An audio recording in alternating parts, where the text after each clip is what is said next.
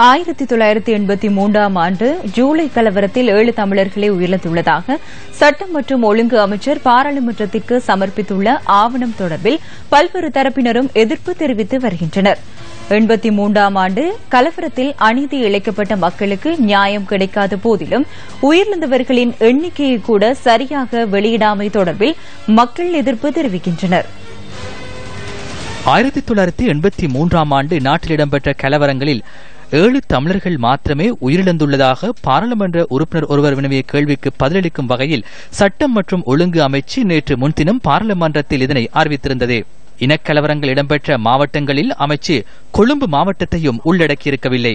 சட்டம் மற்றும் ஒழுங்கு அமைச்சர் வெளியிட்டுள்ள தகவல்களின்படி பதுளை மாவட்டத்தில் 83ஆம் ஆண்டு ஏற்பட்ட இனக்கலவரத்தில் 2 பேர் உயிரிழந்துள்ளதோடு 67 பேர் இடம்பெயர்ந்துள்ளனர். மாத்தறை மாவட்டத்தில் ஒருவர் உயிரிழந்துள்ளார். கண்டி மாவட்டத்தில் 2 பேர் உயிரிழந்துள்ளதாக அந்த ஆவணத்தில் குறிப்பிடப்பட்டுள்ளது. கேகாலை மாவட்டத்தில் 2 உயிரிழந்துள்ளதுடன் 48 பேர் இடம்பெயர்ந்துள்ளனர். இதன்படி மொத்தமாக 83 ஜூலை கலவரத்தில் 7 தமிழர்கள் உயிரிழந்துள்ளதோடு 118 பேர் இடம்பெயர்ந்துள்ளதாக சட்டம் மற்றும் ஒழுங்கு அமைச்சு தெரிவித்துள்ளது. இதேவேளை இலங்கையில் 1983ஆம் ஆண்டு ஜூலையில் இடம்பெற்ற கலவரத்தில் 400 முதல் 3000 பேர் வரை உயிரிழந்துள்ளதாக பிபிசி செய்தி வெளியிட்டுள்ளது.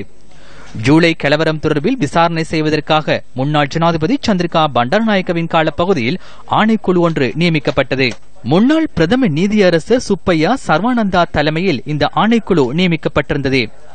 ஆணைக்குழுவின் விசாரணையின்படி 83ஆம் ஆண்டு கருப்பு ஜூலை கலவரத்தில் சுமார் 1000 பேர் உயிரிழந்துள்ளதாகவும் 7 லட்சம் பேர் இடம்பெயர்ந்துள்ளதாகவும் தெரிவிக்கப்பட்டுள்ளதாக பிபிசி செய்தி வெளியிட்டிருந்தது. இதேவேளை இலங்கையில் இடம்பெற்ற குற்றச்செயல்களுக்கு பொறுப்பு கூற வேண்டியது அவசியம் என கனேடிய பிரதமர் ஜஸ்டின் ட்ரூடோ தெரிவித்துள்ளார். கருப்பு ஜூலை கலவரம் தொடர்பில் அவர் அண்மையில் இந்த கருத்தை வெளியிட்டிருந்தார். 1983ஆம் ஆண்டு ஜூலை மாதம் 24ஆம் தேதி முதல் 29ஆம் தேதி வரை ஏற்பட்ட கலவரத்தில் பெரும் எண்ணிக்கையாளர்கள் உயிரிழந்துள்ளதாக அவர் தெரிவித்துள்ளார்.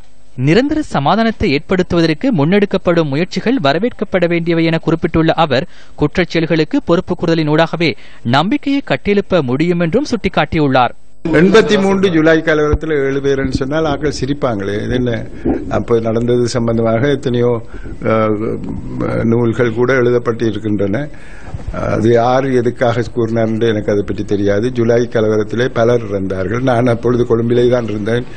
எனக்கு தெரிந்த வரையிலே கோல்பிட்டியில் இந்த சின்னத்துரை அவர்களுடைய மகன் காருக்குள்ளே இருக்கைக்கே அதுக்கு பெட்ரோல் ஊற்றி அவர் காரோட சேர்ந்து கொளுத்தினது எனக்கு தெரியல. ஆனால் அது தவறு என்று தான் நான் கூறுவேன். இந்த படுகொலையின் காரணமாக நான் அறிந்த வரையில் 3000க்கும் மேற்பட்டோர் கொல்லப்பட்டிருக்கின்றார்கள். தென்பகுதியின் பல்வேறுபட்ட மூலைகளிலும் தமிழ் மக்கள் அவ்வாறு கொல்லப்பட்டிருக்கிறார்கள். ஆயிரக்கணக்கான மக்கள் இடம்பெயர்ந்து வெளிநாடுகளுக்கு சென்றிருக்கின்றார்கள். இன்னும் பல்லாயிரக்கணக்கான மக்கள் வடக்கு கிழக்கு மாகாணங்களுக்கு அனுப்பப்பட்டிருக்கின்றார்கள். அந்த படுகொலை என்பது மிக பெரிய அதிர்வலைகளை ஏற்படுத்திய ஒரு படுகொலை. ஆகவே இது உலகளாவிய ரீதியில் கண்டிக்கப்பட்ட மிக மோசமான படுகொலைகளாகத்தான் அது அமைந்திருந்தது. ஆனால் இப்பொழுது 7 பேர் தான் கொல்லப்பட்டாங்கள் கூறுவது இந்த அரசாங்கமும் மிக மோசடித்தனமான உண்மைகளை மறைக்கிற ஒரு அரசாங்கம் என்பதை வழிகாட்டுகிறதே தவிர அவர்கள் சொல்வதில் எந்த விதமான உண்மையும் இல்லை.